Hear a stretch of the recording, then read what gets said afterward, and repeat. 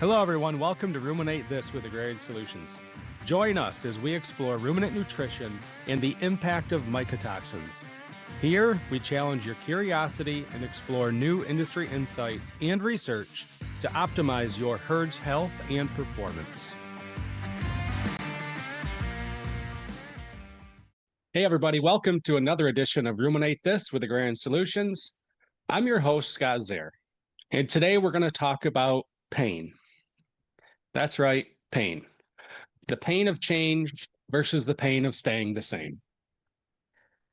Every farm I walk onto tells kind of the same story without ever saying a word.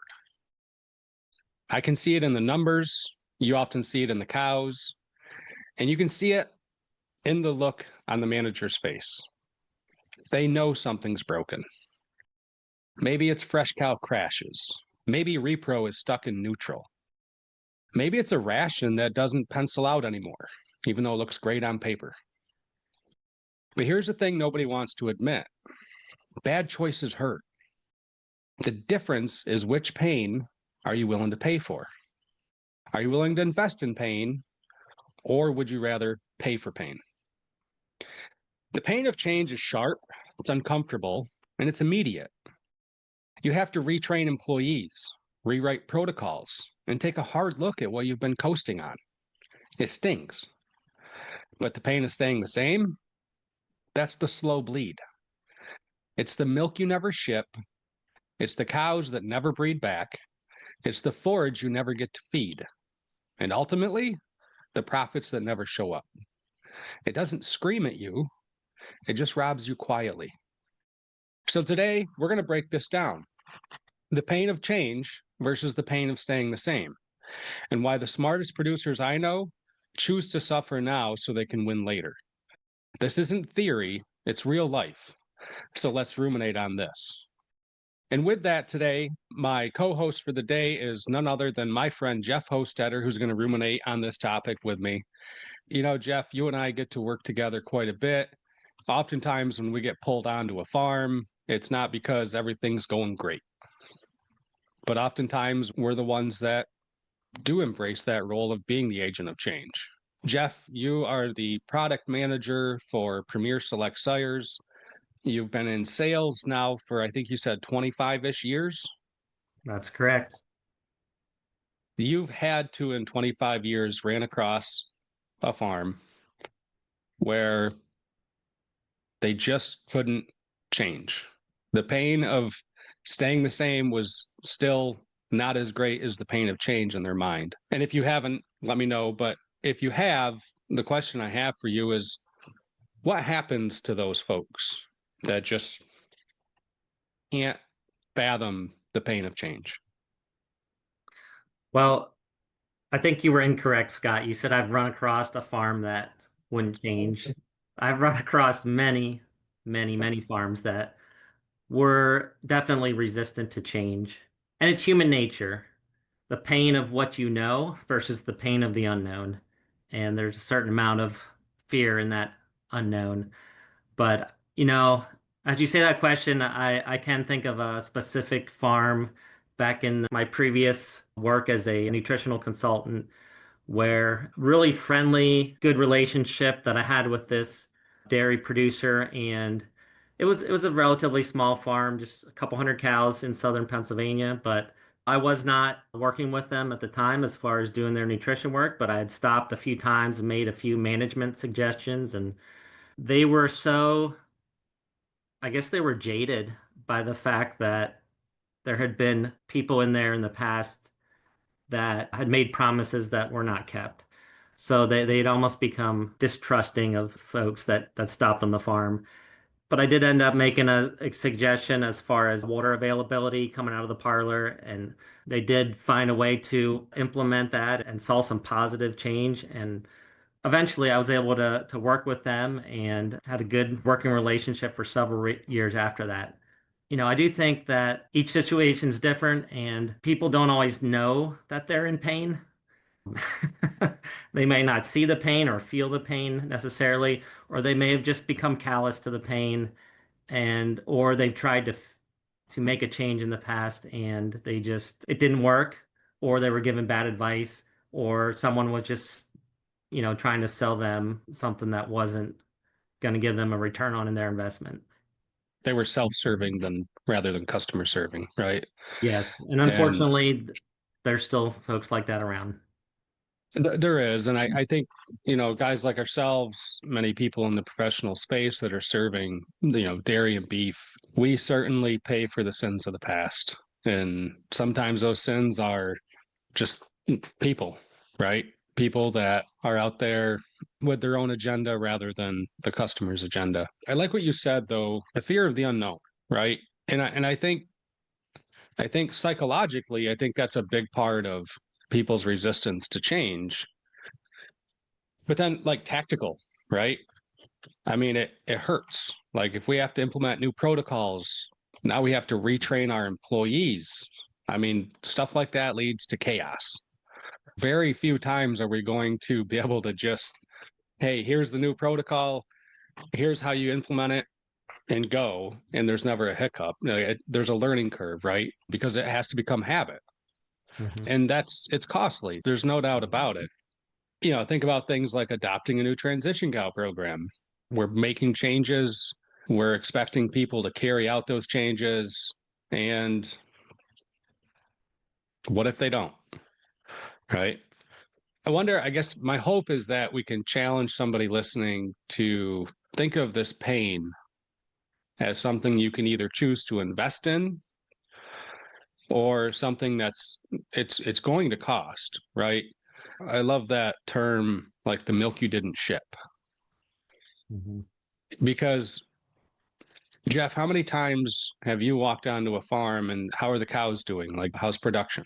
Oh, we're making 85, 88 pounds of milk. Mhm. They're satisfied with that.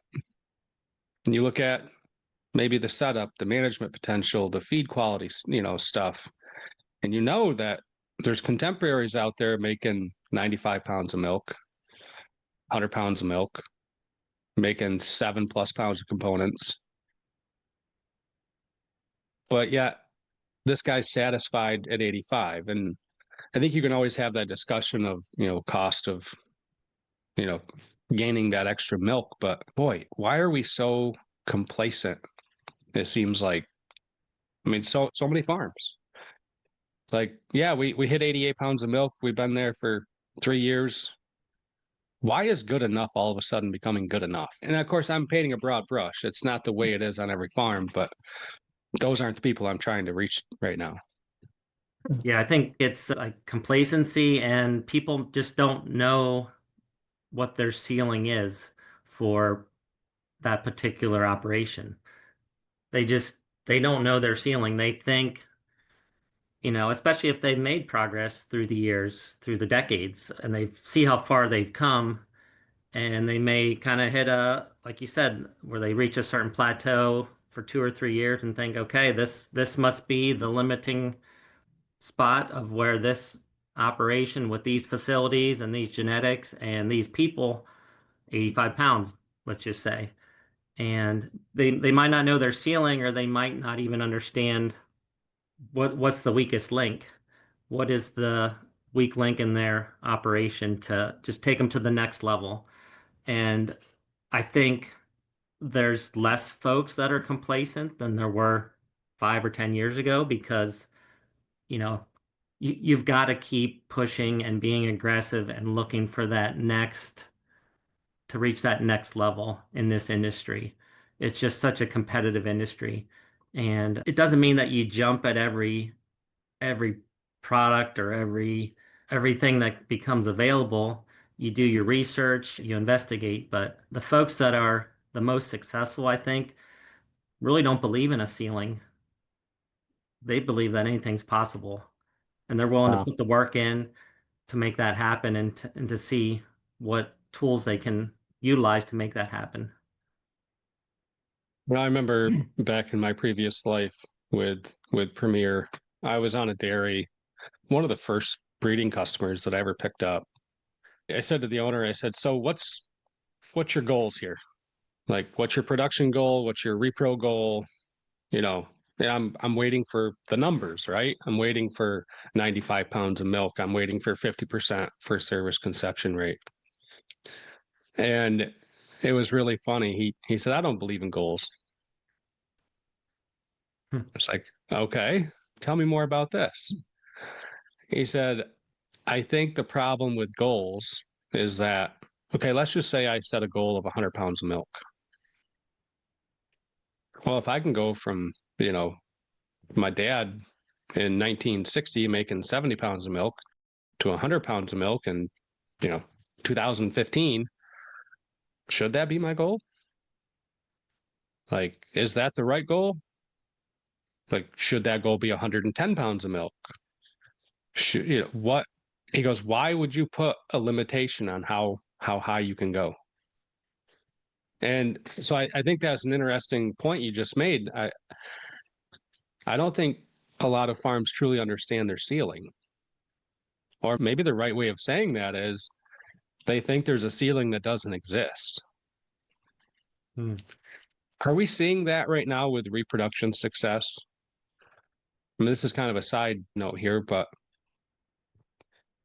man, if I go back 10 years ago, Jeff, and preaching 50% of your herd pregnant on first service is what I used to challenge clients to do. And now we're seeing 60.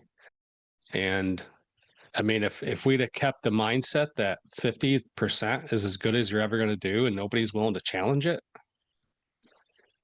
I mean, what if you can get 90%? And I think I brought that up here before with Dr. Roth and John Lawler on an episode that we did together. I like what you said on not understanding their weakest link. I mean, it's a similar analogy, right? We've used this probably a million times in my life, but the guy that manages the dry cow program probably isn't going to be the first one that notices the cows are too fat or too thin, right? Too close to the situation. But then when somebody like yourself does have that opportunity to point out that weakest link and figuring out ways of doing that thing better, whatever that thing might be, sometimes they still don't want to recognize it, right? And, maybe some of it is fear of the unknown, like you said, but I heard this somewhere. Change stings because it shines a spotlight on the habits we'd rather not admit we need to break. Yeah. Ouch. Yeah. And it just, kind of makes you think about that in a different light. But, you know, with change, right, there's this upfront hurt. Mhm. We talked about it with retraining employees. We talked about it with establishing new protocols. And obviously, sometimes there's an initial monetary investment, some capital. But let's flip the script and go the other way. So staying the same. Boy, there's a lot of hurt there that can last a long time. So what are some, Jeff's, just some practical examples, like staying the same, on that mindset of staying the same hurts forever or hurts for longer anyway?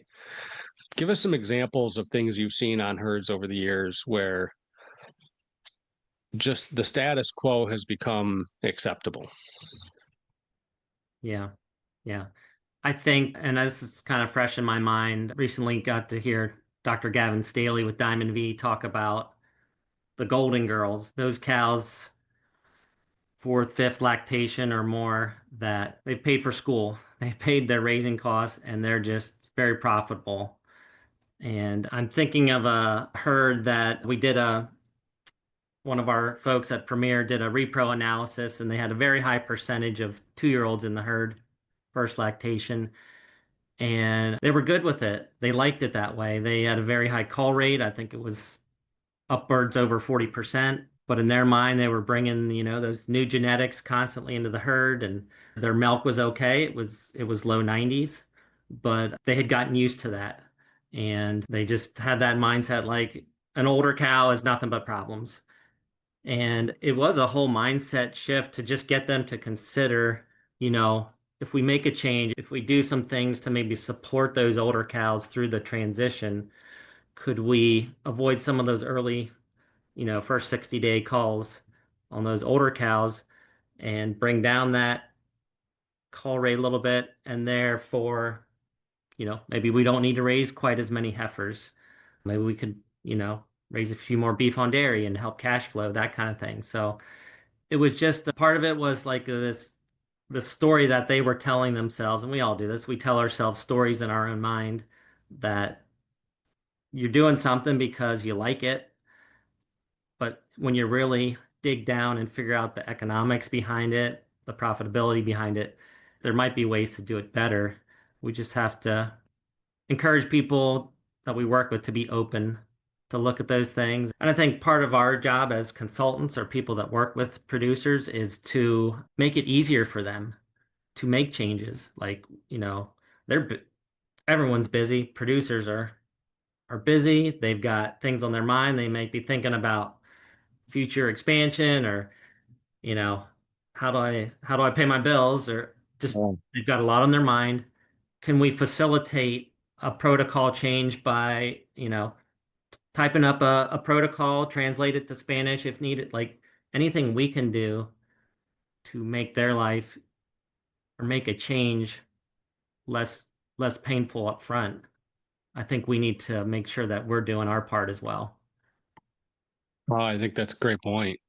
I like that you went there with the cull rate deal because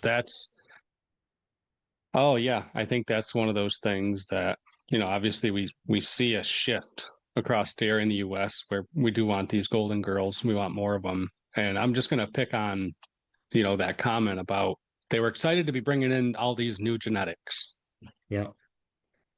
What is the point of bringing in all these new genetics if they're going to be out of the herd in 2.1 lactations?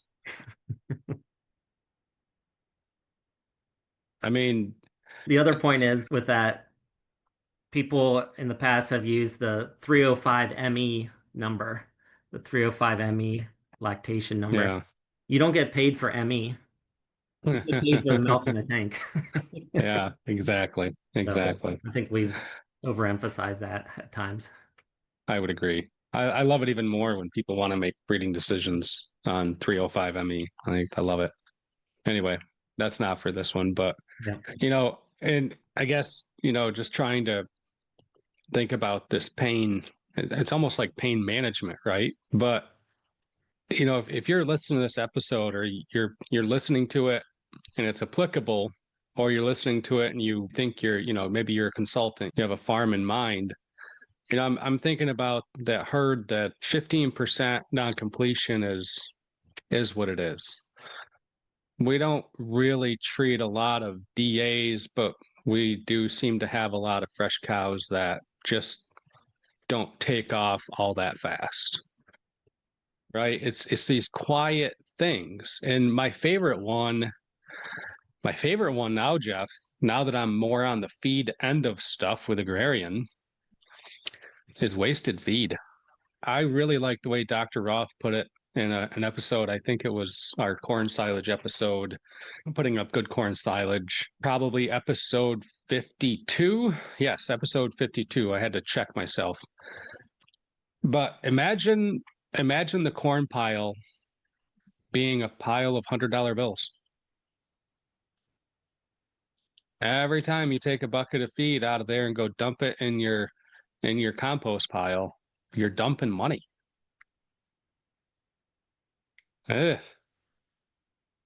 But yet there's a lot of resistance. And again, it's not everybody, but I can drive 4 miles from my house to a multi-generational 2,000 cow dairy that, you know, they've been around a long time. They've obviously done something right, but what are they having to do? Like, where else are they having to give up because they literally won't put plastic on their corn bunk? So, like, imagine the money you'd have left over if you just saved, you know, 10% of your corn, 15% of your corn. And a year like this year, at least crops around here, corn silage is going to be very valuable because right now, we do not have a lot of great corn silage out there. So, you know, this episode, if you're listening, is airing in October. We're recording this middle of September right now, and corn chopping is going on. And Jeff, it looks rough out there. But the wasted feed thing, I think, is a big one that we probably need to look at. And I think that's a good example of that quiet robbing of profits that we just don't see, right? It's not a bill we have to pay. So, Jeff, when I say that I think smart producers choose which pain they pay for, what do you hear when I say that? Smart producer, they choose the pain. Yeah, they're proactive. They change before they're forced to, because they may look at a small problem. Let's say their somatic cell count's a little high. Maybe it's 180, and they would like to see it less than that. And they're willing to, they understand that that is, even 180 is costing them, whether it's premiums or lost milk or more mastitis incidents. But if they can figure out a way to lower that before there's a problem, before there's a huge uptick in mastitis through a heat wave, what's going to help them? And they may have to spend some money. They may go through some pain. They may need to cull some cows in the beginning, which is a cost they wouldn't have had.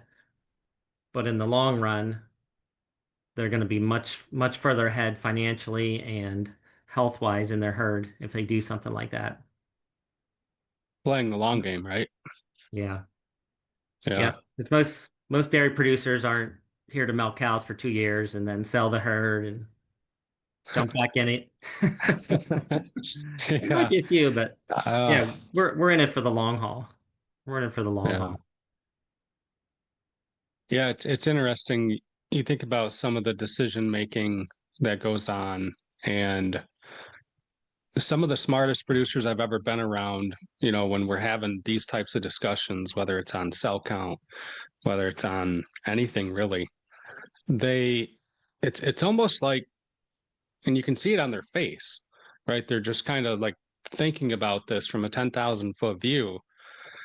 Like, what does this decision today mean 5 years from now? What does it mean 10 years from now, right? And it's not just making decisions to put out fires. And I think if that's the position that you currently find yourself in as a producer, like, email us podcast@agrsol.com, and let's talk, because that's not a recipe for success. I mean, that's painful being in that mode when you're reactionary problem solving, and gosh, it seems like everything's going wrong, right? You're making these decisions. And hey, I'm going to be the first one to tell you, I don't have a dairy farm, but I am in farming with maple. Guess what happened to me this weekend, Jeff? I had a project that I needed to use my skid steer for, and my skid steer wouldn't start.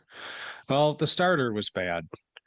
Well, I knew that there's been a bad spot in the starter for a year and a half. But then when I needed the skid steer the most, the starter decided to just call it quits. Mm-hmm. That wasn't very strategic on my part, right? To make matters worse, okay, I'll just go use the tractor, and because I needed the loader.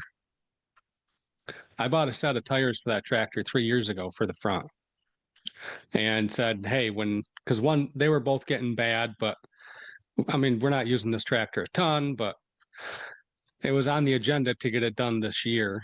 So I walk over to the barn, I jump on the tractor. Guess what? That tire gave out from the day before. Now the tractor's on 3 wheels. I have no skid steer. I have no tractor. Right. And so, yeah, the mindset behind that of, just, it was stressful. Just like, oh, poor me. Everything went wrong the same time. To your point, that, the guys that think 10 steps ahead, all that would have been avoided. And it happens to all of us. Like, it definitely does. But It takes time to examine yourself or examine your operation and say, what are those things that are dripping away? at my profits or my profitability. I've actually started asking folks on farm visits, what is your greatest point of pain right now? And they'll usually say, oh, it's labor or milk price is too low, just kind of off the top of the head. But I do encourage people, like, take some time and just take time with your accountant, look over what are those areas where you feel like there's opportunity, opportunity for growth. It doesn't always jump out and bite you. And sometimes like with the tires or the skid loader, it's there. You're just like, we'll get Yeah. around to it. It works for now, Yeah. Yeah. but it takes time to figure out those things. Yeah. We talk a lot especially here at Agrarian, right? Every company that sells a product, we talk about ROI. I think from this pain discussion, one of the things I want to challenge listeners with, and I'd like your take on this, Jeff, is what's the ROI of a few weeks of pain or maybe even a couple months of pain if it means better calvings, if it means better repro, if it means more milk, if it means happier people, which is going to turn into stronger margins down the road. What's the ROI on that versus what you're doing now? Yeah. It's like looking behind the surface. For example, for calves, we sell a product called Convert Gel. It's an antibody product that you give to every calf at birth. And there's a cost to that. Depends what package, but maybe $7 or $8 a calf. Yeah. And what's the return on that investment? There's the obvious, okay, if less calves die or get sick, that's where your money comes back. But there's so many hidden costs to that. There's the labor to treat calves. There is the lost gain. There is, okay, we all know if a calf is sick a couple times while it's young, it's not going to produce as an adult. I mean, when you're talking ROI, I do think calves and young heifers there's a huge return on investment. And yeah, we start with what they're worth from from the minute they hit the ground. They're more valuable than ever. Yeah, there's just so many hidden costs in that, and that little bit of quote unquote pain of just boosting their immune system and fortifying their health from day one. There's multiple streams of return, some we don't even realize. Yeah. I think that's a great point. And along those same lines, I'll share this. One of the smartest things I ever heard a producer say about our DTX product. So think epigenetics, right? Mhm. We've all seen, if you haven't, it's out there, research showing that a pregnant cow through about a heat stress, quote unquote, I mean, which is basically inflammation, like the cow's affected, the offspring's affected that's in utero, and the developing gonads of that offspring are also affected. It's affecting 3 generations simultaneously. The same thing should carry over to a mycotoxin challenge, right? It's an inflammation event that's happening to that dry cow. And when I encouraged the producer to include the dry cows on DTX to give them coverage from the high DON and high zearalenone in that herd, immediately met with, yes, that is a great idea, because we need to be thinking about the cows that we want to milk 3-5 years down the road. Yeah. Like that's on their radar. Yeah. I thought that was just a great perspective on that. Because yeah, I mean, how many herds do we run across? A cow's not making milk right now, whether she's a, prepubescent heifer, whether she's a bred heifer, if she's never calved or she's dry, they don't matter. They're not making milk right now. Yeah. Yeah. And again, it can be painful to have to retrain our brains to think about that stuff. But I would challenge folks to consider that. I mean, I come back to every farm is going to pay for pain. Which pain would you rather pay for? The kind you pay once, or the kind that just takes money away from you day after day, day after day? Yeah. Jeff, as we wrap up, I'd like to give you a chance here. Just from your perspective, 25 years experience and working with dairy farms in a couple different ways. What are 2 or 3 things that you really want to send home with the audience today? I would just encourage producers to not be risk averse. In everything you try, there's risk. Every change you make, there's risk. Like we said before, fear of the unknown. But I would encourage producers to figure out who they trust, who's demonstrated and earned that trust.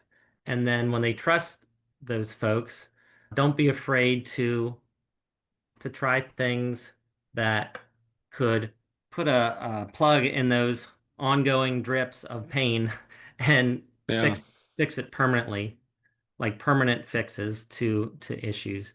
We can't fix everything with a teaspoon of this or a product. There may be facility changes that are needed, and that may require creativity and that kind of thing. But I think just don't be afraid to try things, see how they work on your operation. What's the worst thing that could happen? You could spend a little bit of money on something and you didn't see the response on your herd. But it's not trying is like, I just feel like you're shooting yourself in the foot by not trying something just because things are pretty good. Things are pretty good. So I think that's the biggest thing I've seen. Just finding people you trust, and then don't be afraid to try things that put yourself out there, that have a little bit of cost, a time investment, a resource investment, and trust those people that you work with to help you work through those things. wow, I think that's great advice. And from my perspective, I guess kind of the same thing. I'll echo what Jeff said. And if you're listening to this episode, and I don't know, like this is something that I really think an episode that I think people can take to, because again, at the end of the day, every farm is going to pay for pain, and really the only choice you have is which bill you're willing to pay. You can pay that sharp upfront cost of change, the discomfort of retraining, rewriting, and rethinking, or you can keep paying the slow, invisible tax of staying the same. Going back to that, the milk that never ships, the cows that never breed back, the feed we never feed. And, I think the smart producers, Jeff, they don't avoid pain, right? Yeah. They choose the pain that buys them a better future. The pain of change, folks, is temporary. But to Jeff's point, the pain of staying the same it can be permanent. So yeah, I would like to just challenge the listeners out there. If you're a consultant, if you're a producer, if you're a consultant thinking about a producer, now's the time. Now's the time. So folks, I appreciate you tuning in to another episode of Ruminate This. Jeff, good to talk to you as always, buddy. And we'll be talking again soon. And everybody else, see you in 2 weeks. Thank you for listening to Ruminate This with Agrarian Solutions. Look for our next episode in 2 weeks.